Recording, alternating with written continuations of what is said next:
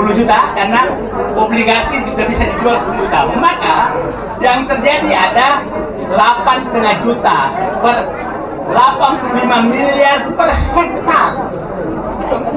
Oke? Jadi setelah itu saya kemarin yakin betul bahwa betul tidak salah mereka sudah menargetkan laba kalau berhasil semua adalah 20.000 triliun. 20.000 triliun. Akhirnya saya memanggil ahli properti ke rumah kemarin, bagaimana hitungannya sehingga dia menargetkan 20.000 triliun untungnya. Hampir setengah hari saya berdiskusi, masuk akal saya.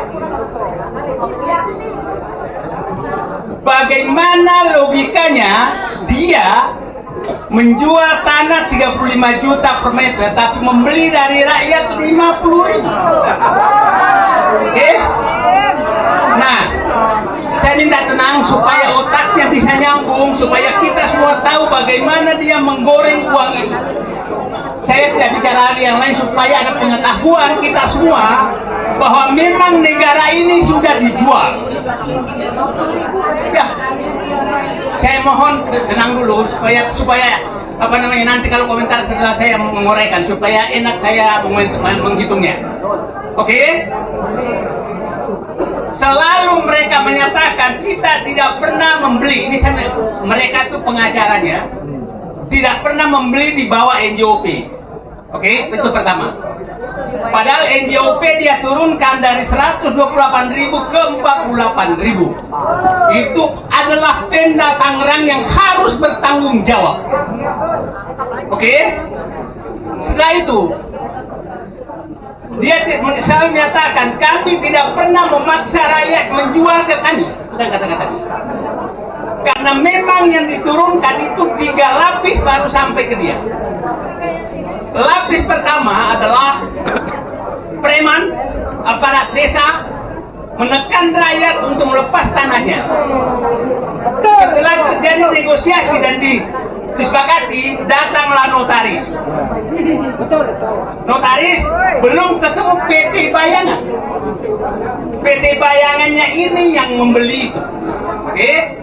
Nah, berapa harga dari hitungan saya kemarin dengan pengusaha real estate, dia bilang harga sampai ke PT Bayangan itu biayanya Rp500.000 per meter. Artinya ada Rp450.000 per meter yang digunakan untuk menyogok preman, mengonyogok aparat di bawah sampai ke kelurahan itu Rp450.000 per meter. Artinya 1 hektar 4,5 miliar rupiah. Oke? Sekarang setelah itu 500.000 naik kemana? Dibeli oleh PT Bayangan, bukan PT. Dibelilah dia, perhitungan kita kemarin kira-kira 2,5 juta rupiah. Dibelikan oleh PT. Ini sudah mulai masuk ke proses formal. Ini tidak bisa diaudit. Nah, artinya dia sudah untung 2 juta per meter. 2 juta per meter dari preman tanda kutip ke PT resmi. 2 juta per meter. Kalau dia mau nyogok, artinya dia mau hanya ngambil untung 1 juta per meter, artinya dia bisa nyogok 10 miliar per hektar. Jadi jangan heran kalau semua bisa disogok. Sekarang dari mana mereka punya uang? Oke? Dia menjual tanah itu rata-rata 30 juta per meter. Orang yang mengerti namanya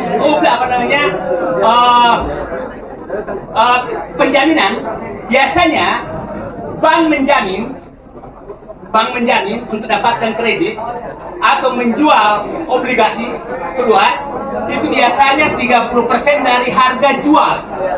Artinya dia sudah bisa meminta uang di luar negeri manapun 10 juta rupiah per meter karena dia menjual 30 juta. Dari uang itulah, uang-uang pasar itulah dipakai untuk menyogok, membebaskan rakyatnya. Jadi clear ya. Ini supaya kita paham semua bisnis ini. Jadi saya berharap jangan lagi menganggap bahwa kita bisa melawan dengan uang, karena uang mereka betul-betul bisa menyogok berapapun. Selain tadi dengan harga 500.000 rupiah ke PT tanda kutip, itu berarti dia bisa menyogok kan 4,5 miliar per hektar. Anggaplah dipakai untuk sebagian, maka 1 miliar pakai nyogok per hektar. Itu hanya sampai tingkat desa. Jadi jangan heran kalau kepala desa memusuhi kita. Ya. Jangan heran kalau saya tidur dilaporkan oleh kepala desa, karena mereka ada ruang untuk itu. Saya tidak menuduh bahwa ini adalah kebohongan, tapi ada ruang itu. Katakan tadi kedua setengah juta, ada lagi 20 miliar per hektar. 20 miliar per hektar yang bisa dipakai kemana-mana. Naik ke atas 10 juta. 10 juta karena obligasi juga bisa dijual 10 juta. Maka yang terjadi ada 8,5 juta per 85 miliar per hektar. Oke? Jadi setelah itu saya kemarin yakin betul bahwa betul tidak salah mereka sudah menargetkan laba kalau berhasil semua adalah 20.000 triliun. 20.000 triliun. Nah, ini semua terjadi di Indonesia. Di Rempang terjadi, di Kalimantan terjadi, di mana-mana mereka mengambil tanah itu dijadikan jaminan obligasi untuk mendapatkan uang. Nah, sekarang pertanyaan saya, apakah kita mau diam lihat ini? Saya katakan, kita tidak tahu apakah keluar dari ruang ini kita masih hidup.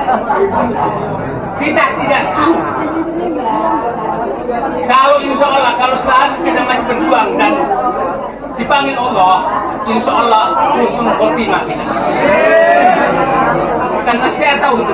Sekarang saya mau masuk satu substansi lagi supaya ini tadi substansi sangat baru supaya publik paham angka-angka ini. Saya biasa tidak bisa bicara dengan kualitatif. Sekarang pantaskah kita tidur nyenyak?